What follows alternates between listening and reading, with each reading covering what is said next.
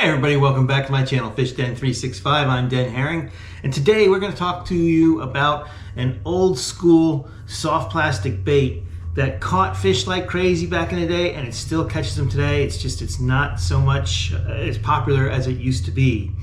And you might be wondering what that bait is. It's this bait right here, the Yamamoto hula grub.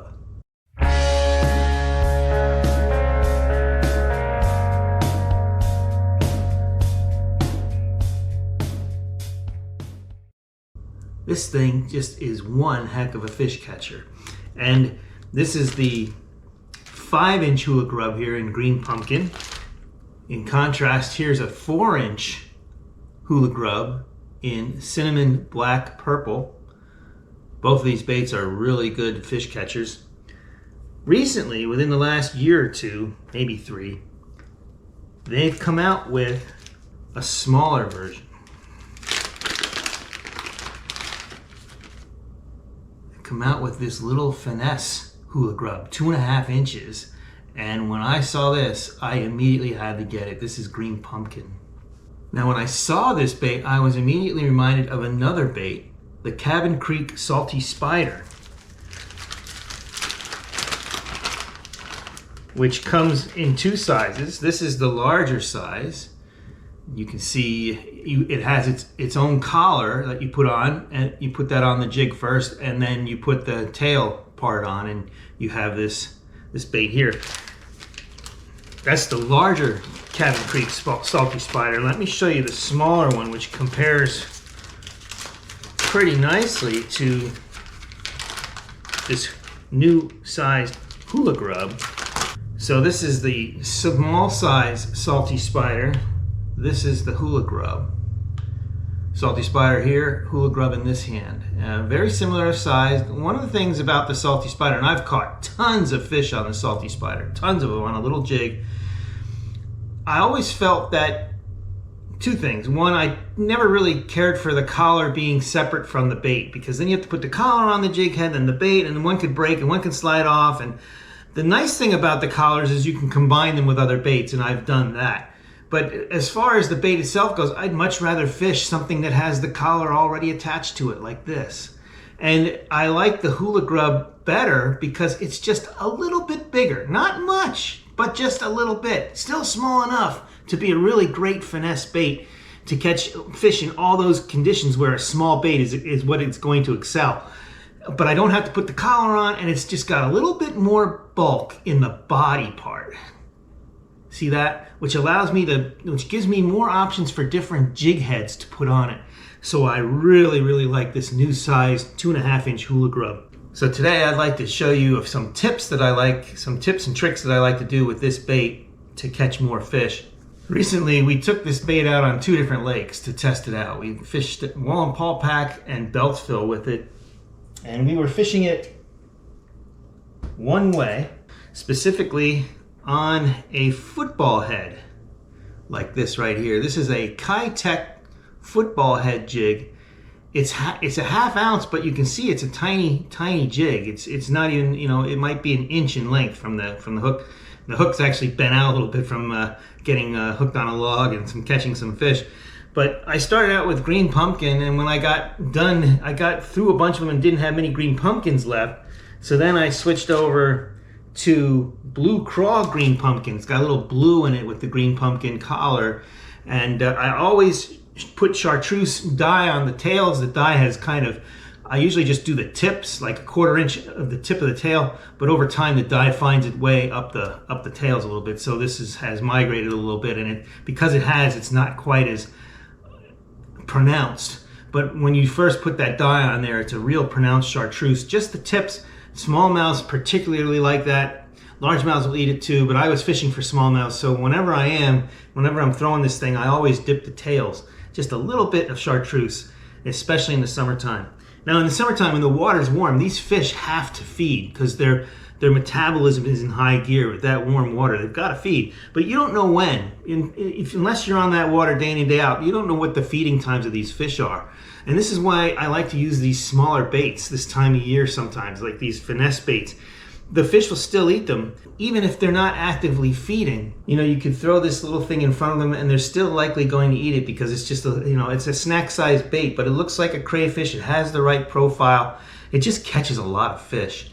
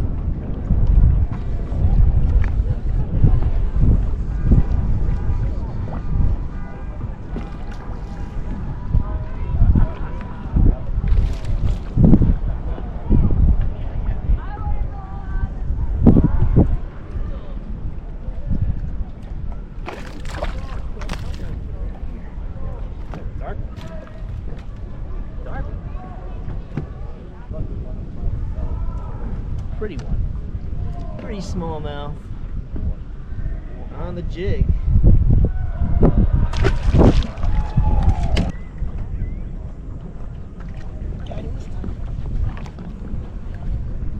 Back to back. Woohoo. Perch this time. Change up. Change up to the perch. Got those orange fins.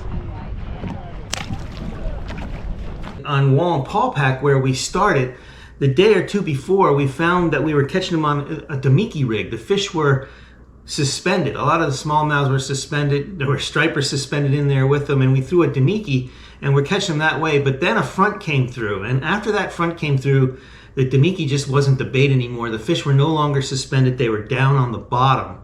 And what better bait to throw when they're on the bottom than this? So we just kind of drug this around on the bottom and found our fish and caught our fish that way.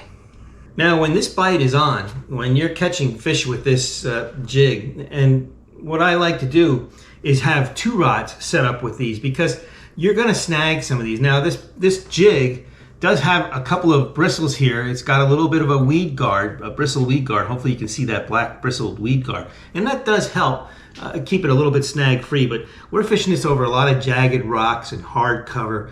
And so you're gonna hang them up and lose one now and then. And so if you have a second one tied on another rod, you don't have to spend any time tying on a new jig, tying on a new line, any of that, depending on where your line breaks at. You can just go and pick up that next rod and keep fishing with that same jig.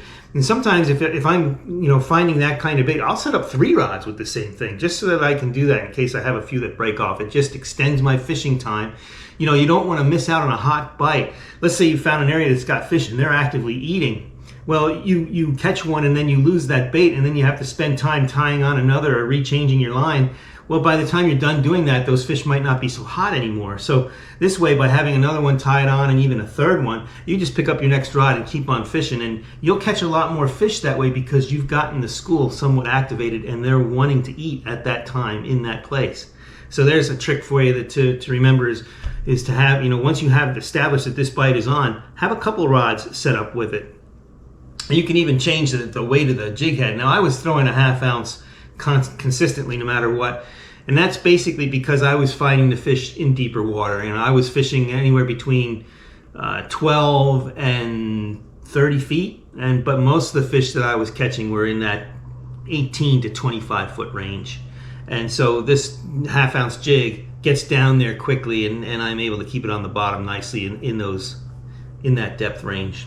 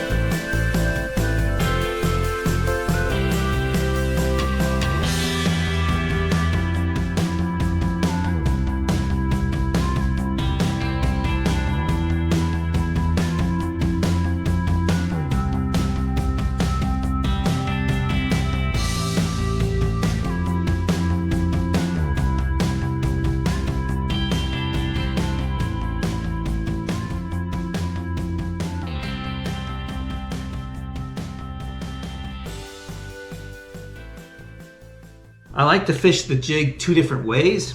One is to just drag it along the bottom very slowly. I'll hold my rod down towards the water and I'll just pull the rod along and then reel up the slack, pull the rod along. I do that probably 20% of the time. That depends on what the cover is like. If it's a hard bottom with not a lot of snags, I'll drag it that way. 80% of the time though, I have my rod usually around a 45-degree angle upward, and I'm shaking and just reeling real slow. I'll just reel it. I want to feel that bottom. I want to feel that thing crawling over the rocks and bumping along. And then every now and then, if I feel a good rocky area, you can feel everything with these tungsten jig heads. They're more expensive, but man, they are worth every penny if you fish these things compared to lead, because they transmit through your line so much better. They're harder, and because they're harder, they'll transmit what's on the bottom so much better through your line. And if you use braided mainline like I do with a fluorocarbon leader, you're going to feel what's down there so much better than you would if you were using lead. I don't even know how people used to fish lead heads anymore. I've gotten so used to these tungsten heads. It's just amazing the difference, what you feel. And you know, I understand a really good fisherman with a lead jig is going to understand what's down there, but it just makes it so much easier with a tungsten lead head, with a tungsten head jig. Anyway, rod's around 45-degree angle. I'm reeling very slowly, just crawling along the bottom. If I feel an area that feels really good on the bottom, in other words, it's a little hard to get it over things, I'll shake my rod tip just to make these tails shake in their face, and then move it along slowly.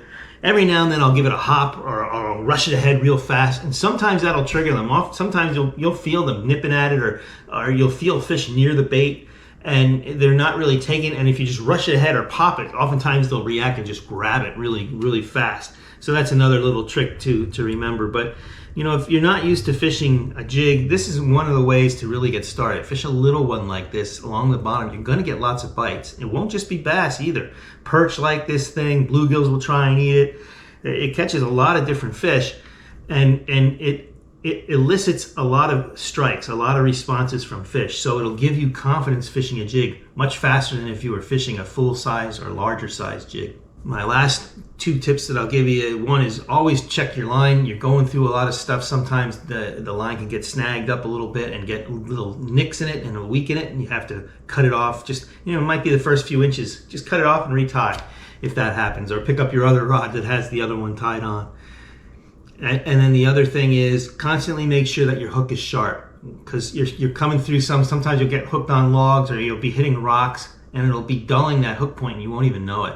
So you always want to be able to, you always want to check your hook. This one actually needs sharpening because it's bent, because one of the last things that happened with this was I was hooked in some wood and I bent it out trying to pull it out. So I need to reshape the hook a little bit and then sharpen that tip so that I can't drag it over my thumbnail. It should just dig in your thumbnail, and you should not be able to drag it across. This one just needs a little bit of sharpening and it'll be good to go again. Well, I hope you enjoyed the content, found the tips and suggestions useful. If you haven't fished this way, give it a try. If you have, it's time to fish this again in these smallmouth waters that we have, because this bite has been good recently. If you like the content, if you like my video, give me a thumbs up, subscribe to the channel. If you do subscribe, hit that bell. That'll give you a notification for when the next video is available. Till next time, be safe out there. Hope to see you on the water. And as always, may God bless your fishing endeavors.